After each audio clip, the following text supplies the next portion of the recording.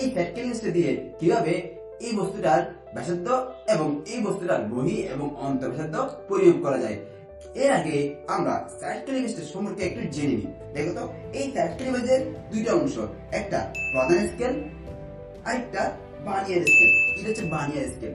এবং আমরা এই চোয়াল দুইটার সাহায্যে কোনো বস্তুর বহির্ব্যাসার্ধ পরিমাপ করি, আবার উপরের চোয়াল এর সাহায্যে অন্তর্ব্যাসার্ধ পরিমাপ করি।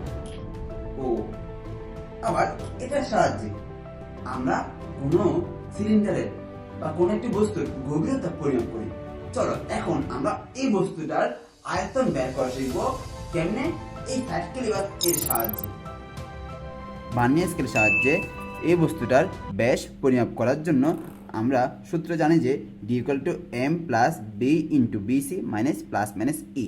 ডি হচ্ছে ডায়ামিটার অর্থাৎ ব্যাস, এম হচ্ছে বার্নিয়ার স্কেলের প্রধান স্কেলের পার্টটা, প্রধান স্কেলের পার্ট হচ্ছে কি এম এর মান, এবং বি হচ্ছে বার্নিয়ার স্কেল কোইন্সিডেন্স অর্থাৎ বার্নিয়ার সমাপতন, বিসি বার্নিয়ার কনস্ট্যান্ট অর্থাৎ বার্নিয়ার ধ্রুবক, এবং ই দ্বারা যান্ত্রিক ত্রুটি বোঝায়। ঠিক আছে, তো আসো চলো আমরা এই বস্তুটার ব্যাস পরিমাপ করে দেখি।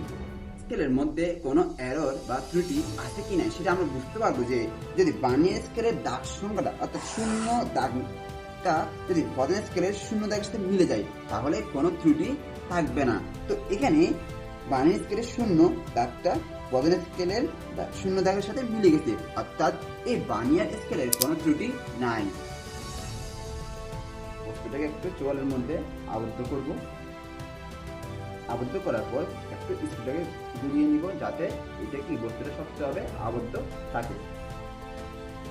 এরপর বস্তুটা খুলে দেব। তো এখন আমাদের তিনটা জিনিস পরিমাপ করতে হবে, এম, বি এবং বিসি। তো আগে আমরা বিসিটা পরিমাপ করি। বিসিটা কেমনে পরিমাপ করব? বিসিটা হচ্ছে যে বার্নিয়ার কনস্ট্যান্ট অর্থাৎ এস বাই এন। এস কি একটু এদিকে দেখাও, প্রধান স্কেলের ক্ষুদ্রতম এক গড়, আর এন হচ্ছে বার্নিয়ার স্কেলের ভাগ সংখ্যা। তো প্রধান স্কেলের ক্ষুদ্রতম এক গড় হচ্ছে এটা, যে কোনো একটা এক গড় নিলাম কেমন, অর্থাৎ এস এর মান 1। তো এখন এন এর মানটা বার্নিয়ার স্কেলের ভাগ সংখ্যা, আমার এটা হচ্ছে বার্নিয়ার স্কেল। এই বার্নিয়ার স্কেলের মধ্যে দাগ আছে কটা, 0 থেকে যদি আমি 10 পর্যন্ত হিসাব করি তাহলে এখানে দাগ পাবো যে 20টা। 1টা 2টা 3টা 4টা 5টা 6টা 7টা এভাবে করতে করতে কটা পাবো? 20টা পাবো। বুঝতে পারছো? অর্থাৎ এন এর মান 20। তাহলে বিসিটা হবে যে 1/20 অর্থাৎ 0.05 মিলিমিটার। হচ্ছে কি বার্নিয়ার কনস্ট্যান্ট। এই কনস্ট্যান্ট এর মানটা আমার এই কোণায় টিকা থাকবে। বুঝতে পারছো? এখন আসো আমরা কিভাবে প্রধান স্কেলের পার্ট অর্থাৎ এম এর মানটা পরিমাপ করতে হয় সেটা শিখবো। তো প্রধান স্কেলের পার্টটা হবে যে বার্নিয়ার স্কেলের 0 দাগটা প্রধান স্কেলের কোন দাগটাকে অতিক্রম করছে ততটুকু অংশের দৈর্ঘ্য। তো এখানে আমি দেখতেছি যে বার্নিয়ার স্কেলের 0 অংশটা আমার এই দাগটাকে অর্থাৎ 4 এর আগে এই দাগটাকে অতিক্রম করছে, অর্থাৎ প্রধান স্কেলের পার্ট হবে যে আমার 3.9। এরপর আমার থেকে পরিমাপ করতে হবে বি অর্থাৎ বার্নিয়ার সমাপতন। বার্নিয়ার সমাপতন কি? বার্নিয়ার স্কেলের কোন দাগটা প্রধান স্কেলের যে কোনো একটি দাগের সাথে মিলে যায় তার মান বা তার সংখ্যাটা। তো আসলে দেখি এখানে এই স্কেলের কোন দাগটা মিলে, একটু জুম করো।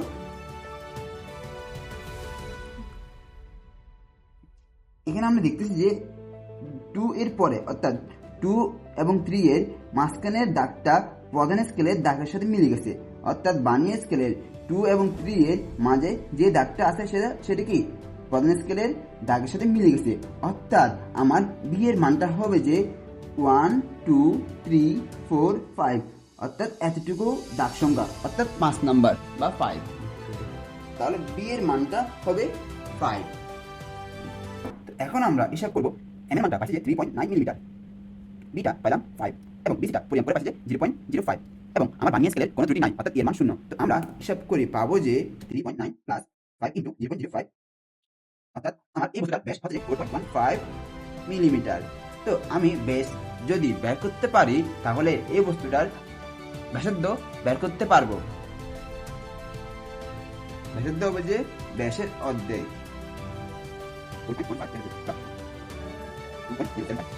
তো ব্যাস থেকে আমরা আয়তনটা পরিমাপ করতে পারবো।